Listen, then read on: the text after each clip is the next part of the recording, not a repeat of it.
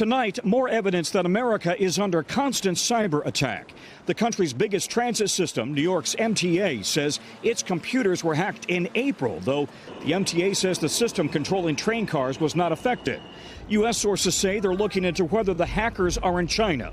Meanwhile, a Russian cyber criminal group named R-Evil is suspected in the weekend hack on the meatpacking giant JBS. JBS says its operations are coming back online, but the attack threatens to send meat prices higher weeks after another hack caused fuel prices to spike.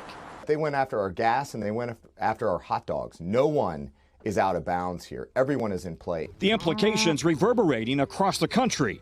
NBC's Jake Ward is at a cattle ranch in Northern California. Cattle ranching is an ancient practice, but in the modern world, it's been entirely digitized. And now, ranchers here in California are sounding the alarm. We have a very fragile system, and these kind of events bring that to the forefront and show people how critical it is to have a safe food supply.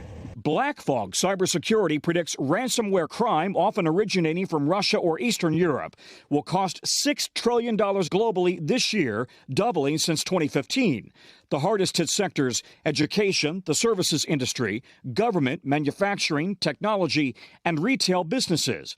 Today, the largest ferry operator connecting Cape Cod with Martha's Vineyard in Massachusetts was also hit. Attacks against U.S. infrastructure that raised the stakes for President Biden's upcoming summit with Vladimir Putin. Mr. President, will you retaliate against Russia for this latest ransomware attack?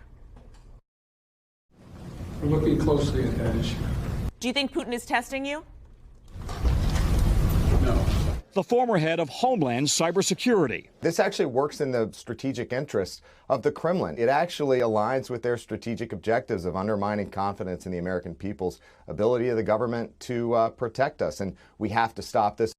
And Tom, 85% of U.S. infrastructure is in private hands. So what can government do?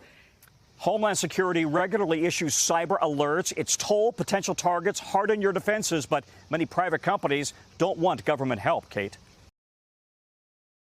Thanks for watching our YouTube channel. Follow today's top stories and breaking news by downloading the NBC News app.